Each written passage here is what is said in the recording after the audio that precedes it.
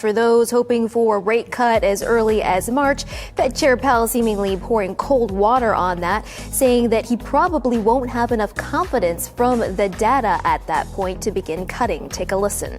I don't think it's likely that the committee will reach a level of confidence by the time of the March meeting to identify March as the time to do that, but that's to be seen.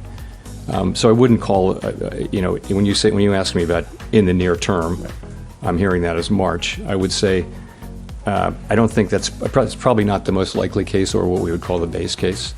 Of course, the Fed believes that they have likely reached the peak on rates in the current cycle, and that they will begin cutting sometime this year. Certainly not looking like March, though, based on what the Fed chair has just said.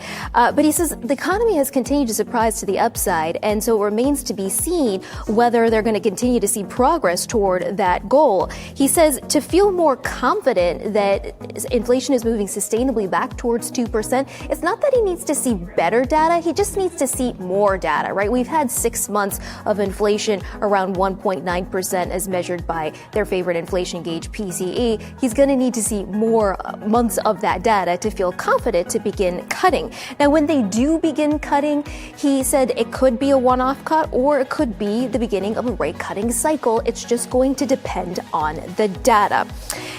Powell said they're not ready to declare victory quite yet, and that we are definitely going to get a soft landing. It's going to remain contingent on the data, of course. Now, when it comes to the balance sheet, Powell said that they're going to begin formal discussions on that at the March meeting. They haven't quite broached that at this time.